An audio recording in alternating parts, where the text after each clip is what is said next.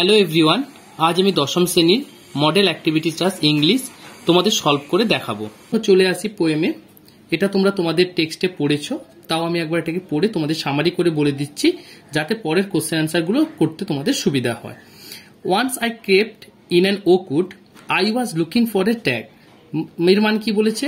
Writer বলছে যখন ওকুডের মধ্যে দিয়ে যাচ্ছিল কি জন্য, একটা পুরুষ হরিণ খোঁজার জন্য। I meet an old women there, কবি সেখানে গেলে একজন ভদ্র মহিলার সঙ্গে দেখা হয়। অল নোপলিস্টিক অ্যান্ড র্যাগ, তিনি একটু বিবর্ণ মতো ছিল। সি সেড, তিনি বলেছিলেন, I have your secret here inside my little bag. ওর কাছে একটা ভদ্রমহিলার কাছে একটা ব্যাগ ছিল যার মধ্যে কিছু সিক্রেট অর্থাৎ কিছু গোপনীয় জিনিস রয়েছে।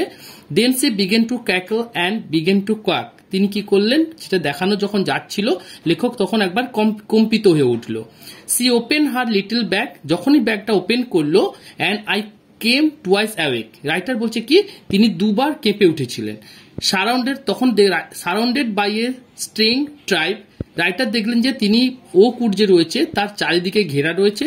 And mid tight on a stack, তিনি একটা খুঁটি বা খুঁটির মধ্যে তাকে বেঁধে রাখা হয়েছে। They said we are the oak tree, তারা বলতে কারা? ওক, যারা ওক গাছগুলো বলছে, we are the oak tree and your own true family, আমি তোমাদের বা আপনাদের প্রিয় একদম পরিবারের মতো, ট্রু সত্যিকারের পরিবারের মতো। উই আর চপ ডাউন, আমাদেরকে কেটে ফেলা হচ্ছে। উই আর টর্ন আপ, আমাদেরকে ছিঁড়ে ফেলা হচ্ছে।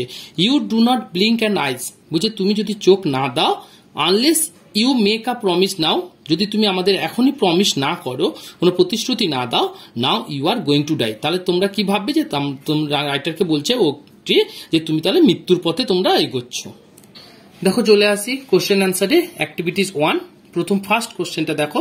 The old women was all nobly sick and, দেখো এখানে কোশ্চেনের মধ্যে রয়েছে সিক অ্যান্ড র্যাগ, তাহলে এখানে র্যাগ দেখতে পাচ্ছ, এখানে আমরা এখানে লিখে নেব র্যাগ। পড়ে আছি পরের কোশ্চেনে। The old women open a little bag, এখানে আমরা লিখে নেব ব্যাগ।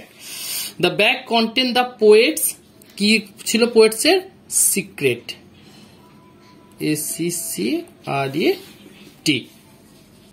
চলে আছি পরের কোশ্চেনে। Fill in the blanks by choosing the correct alternatives given brackets, দেখো ব্র্যাকেটস অনেকগুলো অল্টারনেটিভ দেওয়া রয়েছে, 3টে করে অ্যান্সার দেওয়া রয়েছে, যেটা কারেক্ট হবে সেটা এখানে বসাতে হবে। আ কাইট ফ্লাইং ফেস্টিভ্যাল ওয়াজ, এখানে ব্ল্যাঙ্কস রয়েছে, on last Sunday. Last Sunday মানে কথাটা বুঝতে পারছো, পাস্ট টেন্স বোঝাচ্ছে, তাহলে এখানে কি বসাতে হবে? Organised.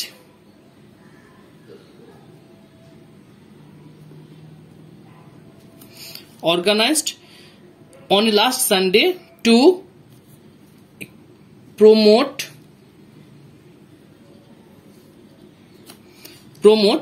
the use of cotton strings which dash considered for birds, তাহলে দেখো এখানে স্ট্রিংস আছে, অনেকেই ভাবতে পারো যে এখানে প্লুরাল ফর্ম হয়েছে, বাট এটা কিন্তু এটা দেখলে হবে না, এখানে দেখতে দ্য ইউজ অফ কটন, কটনটা যেটা তুমি ব্যবহার করছো, তাহলে এটা তোমাকে প্রেজেন্ট ফর্ম বসাতে হবে, is considered for birds.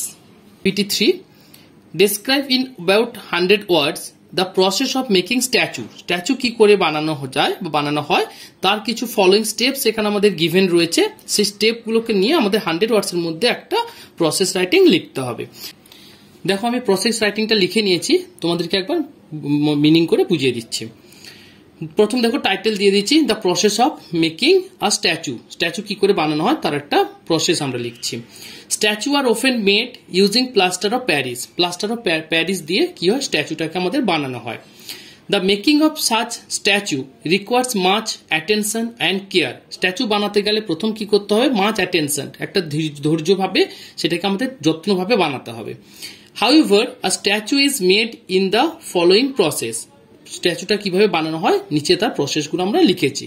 First, প্রথম আমরা কি করব? First of all worm water is taken, গরম জল আমরা নিয়ে নেব ইন এ কন্টেনার, একটা জায়গার মধ্যে। Then plaster of Paris is poured, plaster of Paris যেটা হয় পাউডার টাইপের হয়, সেটাকে আমরা জলের মধ্যে মিক্সড করে নেব ইন্টু দ্য ওয়ার্ম ওয়াটার, ওই গরম জলে। And the mixture should not be made very dense, বেশি ঘন করা যাবে না। আফটার দ্যাট তারপর কি করব, এ কাস্ট অফ স্ট্যাচু, স্ট্যাচুর যে কাস্ট মানে কি না, যার মধ্যে যেটার মধ্যে রাখলে যেভাবে রাখবে সেইভাবেই তোমার আকার ধারণ করবে, is made with the wood, সেটা কি দিয়ে বানানো হবে, কাস্টটা কাঠের বানাতে হবে। The cast made with wood is craftly work at art, যেমন ভাবে আর্ট করবে, যেমন ভাবে ডিজাইনের রাখবে কাঠটাকে, সেই ডিজাইনেরই তোমার স্ট্যাচুটা বানানো হবে। Then the mixture in the container is poured, তাহলে ওই ক্রাফটের মধ্যে কি করবো, আমরা পোর্ড যেটা মিক্সচার আগে বানিয়ে রেখেছি সেটা আমরা ঢেলে নেবো। ইন দ্য কাস্ট কেয়ারফুলি, ধীরে ধীরে করতে হবে যাতে ক্রাফটটা মানে তোমার স্ট্যাচুটা খুব সুন্দরভাবে বানানো যায়। And the cast is left in a suitable humidity atmosphere of a room to hard it, কিছু করতে হবে এটাকে ওর মধ্যে তোমাকে ঘরের মধ্যে রেখে দিতে হবে, যাতে এটা তো সঙ্গে সঙ্গে জমে যাবে না, কিছু সময় জমতে টাইম লাগবে, যাতে কিছু সময় রাখলে এটা অলরেডি তোমার কি হবে, হার্ড হয়ে যাবে, শক্ত হয়ে যাবে। When the cast is finally found hard, যখন দেখবে কাজটা শক্ত হয়ে গেছে, the cast is carefully removed, কি করবে, কাজটাকে যেটা ঢাকনাটা যেটা কাঠের আমরা বানিয়ে রেখেছিলাম সেটাকে খুলে নেবো ইউজিং প্রপার টুলসে খুলতে হবে, যাতে তাড়াহুড়ো বা কিছু হলে যাতে স্ট্যাচুটা কোনোভাবে আঘাতপ্রাপ্ত না হয়, তার জন্য আমরা কি করবো, ধীরে ধীরে সেটাকে খুলে নেবো। Finally the statue is taken out, অবশেষে কি করবো, আমরা স্ট্যাচুটাকে ওই ক্রাফটের ভেতর থেকে আমরা বের করে নেবো, অ্যান্ড ইট ইজ কালার্ড, তারপর এটাকে আমরা কালার করে নেবো। ইন দিস ওয়ে, এইভাবে কি করবো আমরা, statue is made ready to display, তাহলে এটা স্ট্যাচুটা বানানো হয়ে গেল এবং স্ট্যাচুটা আমরা দেখতে পাবো। তো ইংলিশ পেপারটা তোমাদের আমি সলভ করে দিলাম, আশা করি এটা তোমাদের কাজে লাগবে। যদি তোমাদের ভিডিওটি ভালো লেগে থাকে তাহলে একটা লাইক করো, কমেন্টস করো এবং চ্যানেলটাকে সাবস্ক্রাইব করে পাশে থাকো।